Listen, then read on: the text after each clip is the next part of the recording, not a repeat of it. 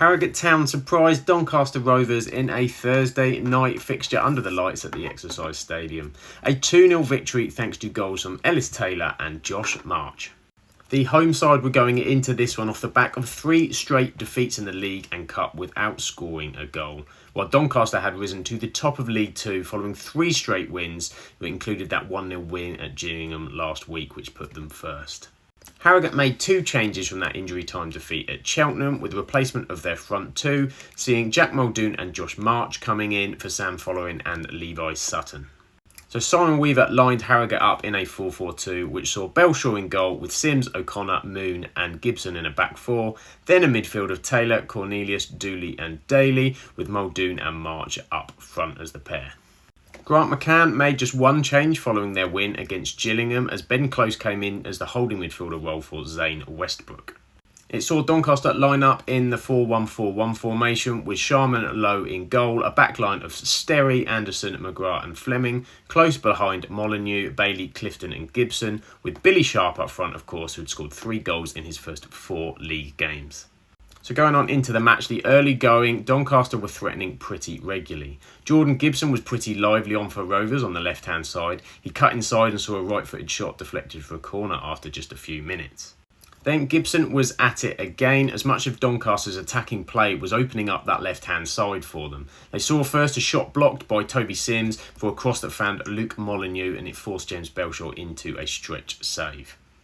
But Harrogate's confidence was building, Doncaster not really creating anything clear-cut, and it was Harrogate who opened the scoring. Ellis Taylor worked really hard to intercept the ball just outside his own box on the right. He drove at the Doncaster midfield, he cut inside into the midfield area, which really did open up the game for them.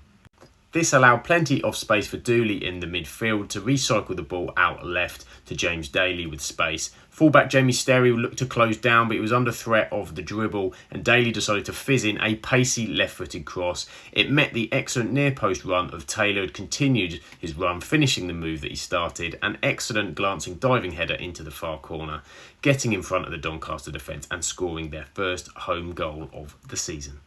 Doncaster were looking to try and hit straight back, but they were struggling to create too many chances. Set pieces were providing a bit of a threat. They kept the ball following a corner in one occasion, and a firm strike by Muldoon was adding to the save tally of Belshaw. He saved this one with his legs to keep Harrogate in front. And in first half stoppage time, Harrogate doubled their lead. It was a long ball clearance from Jasper Moon on from a Doncaster attack, and it was collected by March as he ran away. He used his pace to get free of the defence, touching the ball past the onrushing goalkeeper Sharman Lowe. It sort of trickled into the net, but Harrogate fans going wild. A 2-0 advantage going into half time. In the second half, Doncaster looked to push and push. Jay McGrath probably had one of the closest opportunities, but it was from range in the second half. He sauntered out of the defence to hit a firm long-range strike with his left foot towards the edge of the box. It got a slight deflection, which did make it a little bit more difficult for the goalkeeper, but Belshaw palmed it away well.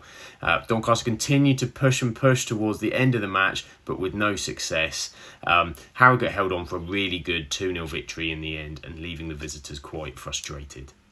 So looking at the stats and the analysis of it, despite the away team's possession in terms of just under 70%, a general attacking threat they had through the game, struggled to create really good clear-cut opportunities. Now, the momentum's always an interesting one to look at. SofaScore.com produced this momentum tracker, which is just kind of interesting, if nothing else, showing that Doncaster were pushing a lot consistently, particularly in that second half. But you can see Harrogate stood firm. They did have a good period as well after they scored, and they were containing Doncaster. 5 shots on target in the end for Doncaster, fired 8 off target, and Harrogate blocked 8 efforts as well. In terms of the player performance, Ellis Taylor's key goal and all-round performance were credited with an 8.2 performance rating on SofaScore, as well as James Belshaw with his 5 saves that he made for the Sulphurites. Owen Bailey on the other side had a good game for Doncaster, but to no avail in their 2-0 defeat. Harrogate are proving to be a real bogey side for Doncaster, who have now failed to beat Simon Weaver's side in their last 5 league games since Harrogate's promotion, drawing 1 and losing 4 of these matches. In the after-match interviews, Harrogate head coach Simon Weaver pinpointed the importance of intensity and concentration that would be needed for the match against Doncaster. He said they spoke about it a lot during the week in training. He also praised the fans for driving the team home, that siege mentality, and how they had to deal with the last 10 minutes in particular. He also added, saying he was proud of his team, commented he thought they looked a good team tonight and deserved every bit of credit that comes their way. Grant McCann was left frustrated, feeling that they dominated the game with opportunities and getting to the final third easily, but that they lacked that cutting edge. But he did say that up top was an area that they've been excellent at over the past 4 to 5 months, so he couldn't be too critical. Next up for Harrogate, they travel to Crewe Alexandra next Saturday, while Doncaster will look to bounce back in their away trip to MK Dons on the same day. We're doing lots of EFL content this season, changing things up, looking to continue some of these match reports. Be great if you could like, subscribe the video and all of that jazz, and look forward to bringing you some more EFL content very soon.